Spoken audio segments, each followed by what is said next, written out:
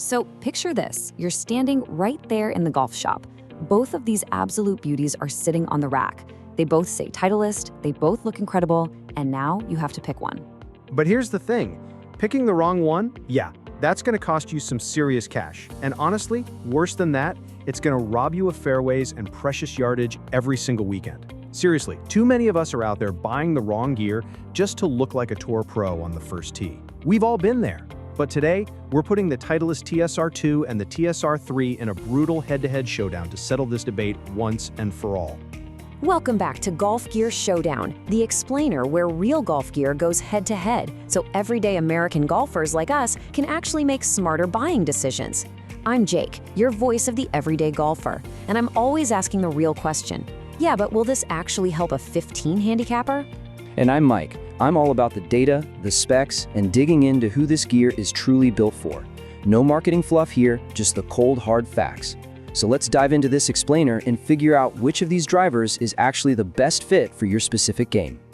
All right, let's set the stage. When you look at this matchup, you are staring down a classic equipment dilemma. See, Titleist engineered these two drivers for very different swing profiles, yet thousands of average golfers get completely torn between them. On the left side, you've got the TSR2. This thing is built for high launch and just maximum stability. Then on the right, the TSR3. That's a precision-tuned player's club complete with an adjustable sure-fit CG track right on the sole. And man, that perfectly illustrates the problem. They both look incredibly sleek sitting in the bag. But you can't just buy a driver based on bag appeal, right? You gotta cut through the hype. To find the real winner, we're running them through our strict showdown format. 6 vital rounds today. The setup, the raw distance battle, maximum forgiveness, control and feel, price and real value, and finally, the best fit. And I'm telling you right now, there is an upcoming round that is gonna completely shock you ego-driven buyers. Stick around for that one. All right, let's kick things off with the setup, the Titleist matchup. It's time to uncover that ego trap. Moving right into round 1, the raw distance battle. We're looking at speed versus launch here. Look, distance is always the shiny object everyone chases. But here is the biggest buying mistake weekend golfers make. You sit there watching tour pros bombing the TSR3 on TV on a Sunday afternoon, and then you go buy it purely for ego. You just kind of assume a tour-inspired shape will magically add rolling yardage, completely ignoring your actual off-center strike patterns. Exactly, Jake. Blindly assuming a player's head will somehow fix poor mechanics is just a recipe for disaster.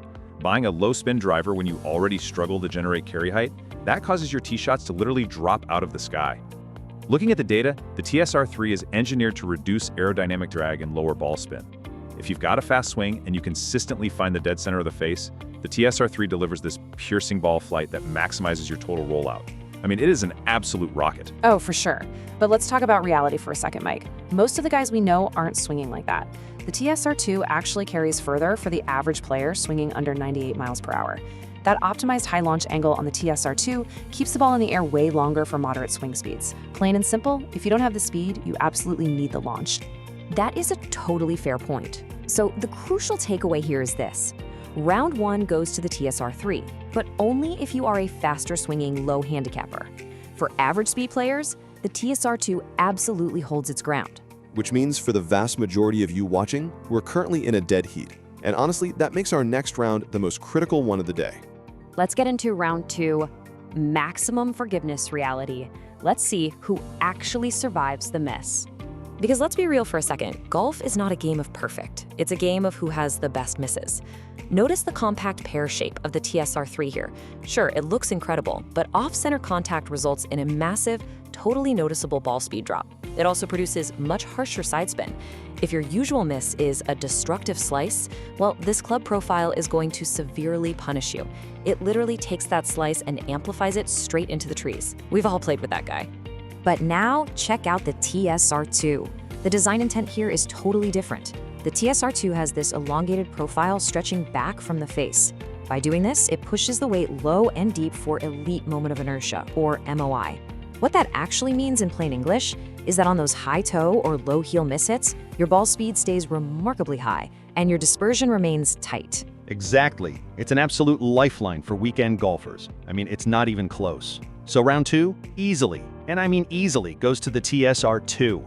But hold on. Before you decide right now to just run out and buy the TSR2, Round 3 is the one most golfers completely overlook. And honestly, it might just be the most important round in this entire showdown. Moving right into rounds 3 and 4, control and feel. This is all about dispersion and confidence. Listen, if a club makes you nervous before you even pull the trigger, it's already costing you strokes. Now, the TSR3 gives skilled shot shapers the SureFit CG track system. Fitters can literally slide that sole weight toward the toe or the heel to dial in ball flight. When it's tuned correctly, dispersion for elite ball strikers is surgical. It's like a scalpel. Yeah, a scalpel that most weekenders end up cutting themselves with. Like, honestly, my buddy Dave spent 20 minutes tweaking this weight on the first tee last week and still sliced his drive straight into the parking lot. Average weekend golfers rarely benefit from sliding weights. They just need the square face delivery and natural stability of the TSR2. It's practically an automatic fairway finder. Just compare these footprints side by side. The TSR2 on the left presents a really generous, larger footprint. For beginner golfers and mid-handicappers, looking down at that big face breeds instant confidence over the frankly intimidating tour look of the TSR3 on the right. I will admit, the TSR3 has this deep, muted thud at impact that just screams tour-level precision. It feels buttery soft, but the TSR2 is crisper, a bit louder, really letting you know the ball just jumped off the face. I'm going to call round 4 a dead heat tie. The TSR3 definitely wins on that buttery feel, but the TSR2 takes the crown for giving you the visual confidence you actually need to swing freely. Okay, on to round 5, price and real value. Let's talk about the Smart Shopper move. So both of these drivers sit in the exact same premium retail tier, but because Titleist equipment holds immense resale value across the United States, we really have to talk about what actually makes a premium driver worth the financial investment. 80%.